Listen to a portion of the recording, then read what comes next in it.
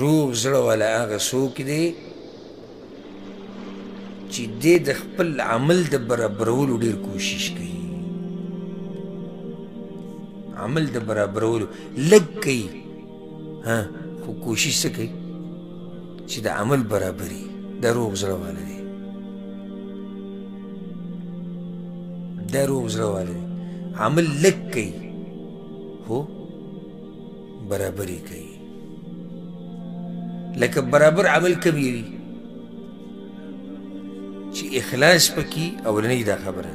روغ زړه والا کوشش کوي چې زما په دې عمل کې صحیح اخلاص. اول خو دا کوشش کوي. دویم روغ زړه والا چې یو عمل کوي نو بیا کوشش ته د متابعت او د تابعداري چې زه د عمل د پیغمبر صلی الله علیه وسلم په طریقې وکړم. دریم د ده په دې عمل کې دی د احسان مرتبې ته د رسېدو کوشش کوي. پرون موږ ذکر کړی چې داسې په توجه سره کوشش کوي وایي داسې په توجه سره دا عمل وکړم لکه دی چې الله ویني. دا روغ زړه والا دی. بله خبره پکې دا د مشهد المنه. روغ زړه والا چې عمل کوي که نه نو څلورمه خبره په زړه کې دی وی دا د الله احسان دی په ما باندې چې ما له د دې بندګۍ توفیق راکړو. دا خبره په زړه کې لکه روغ زړه والا دا نه وایي چې ما دا کار وکړو او زه غټ سړی یم او ما د الله بندګي وکړه او ما درس وکړو ما مونځ وکړو ما روجې ونیوې. نه نه نه نه روغ زړه والا وایي احسان د الله دی په ما باندې. دغه شان روغ زړه والا چې کله عمل کوي نو په کې یو پنځمه خبره دی چې ځان ته د کمي نسبت کوي. ځان ته د څه نسبت کوي؟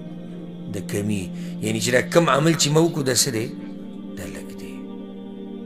دا ګوره ډېرې فایدهمنې خبرې پته چې ملګرو سره به دومره قدر وي او که نه وی خو دې خبرو کې چې ځان له کښېني او سوچ پکې وکړي دا ډېرې درنې خبرې دي. روغ زړه والا چې کله عمل کوي روغ زړه والا نو یو خو د په عمل کې اخلاص وي. کوشش کوي چې د عمل برابر شي. عمل برابري په څه طریقې سره چې دې کې اخلاص وي. دویم د پیغمبر د تابعدارۍ کوشش کوي. دریم احسان مرتبې ته د رسېدو کوشش کوي.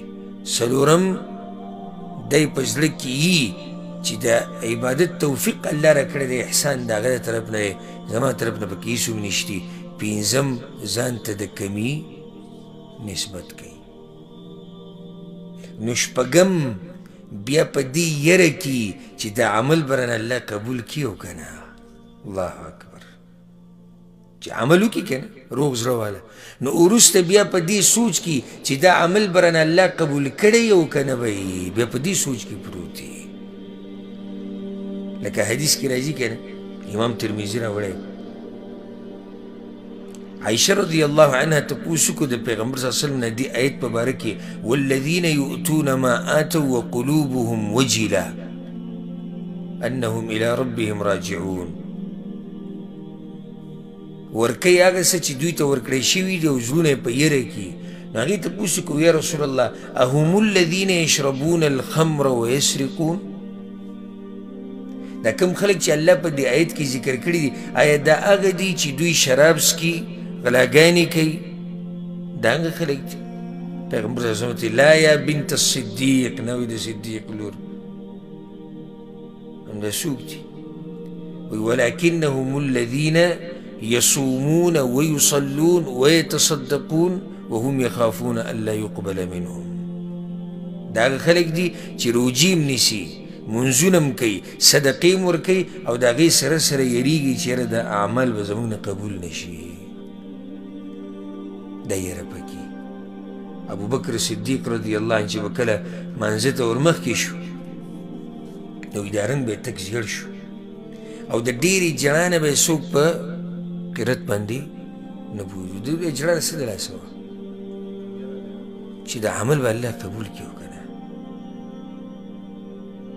دا د روغ زړه ګوره ګټه نښه ده. د روغ زړه ګټه نښه ده او د روغ زړه والا چې دې کې دا سوچي چې دا عمل به الله زما نه قبول کي او که نه. نن سبا خو چې د حالاتو ته زه وګورم نو داسې ښکاري لکه د دې خلکو دا مطلب دی چې صرف زموږ په ذمه څه دي عمل کول دي، نور دا 100% قبول شوی دی جي قبول شوی دی.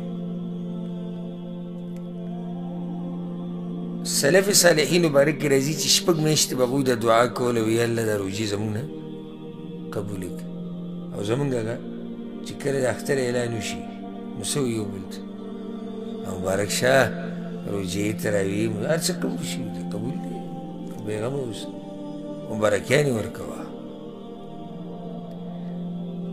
روغ زړه والی چې دی هغه د خپل عمل د برابرولو کوشش کوي او چې د دې عمل نه د دې هر څه نه فارغه شي نو بیا په اخره کې دقه سوچ کوي چې دا به الله قبول کړی او که نه به یې قبول کړی او په دقه حالاتو کې د الله سره ملاو شي او دقه حالاتو کې د الله سره ملاقات وشي.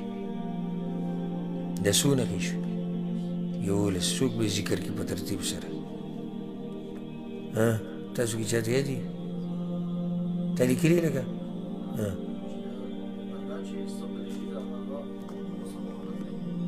د الله چې څه به دي داسې ووایه داسې عنوان ورکه یعنې عام عنوان د روغ زړه والا نښې روغ زړه والا انسان نښې. اولنۍ نښه دا ده چې د ده به د هغه څه سره نفرتي چې څه د الله بدي شي. دویم د آخرت سره تعلق ډېري د ده د زړه چې دی د روغ زړه دا دې مجبوره کوي د خپل ملګری او د بدن چې الله ته واپس شي. روغ زړه او روغ زړه والا د الله په ذکر نه ستړی کېږي.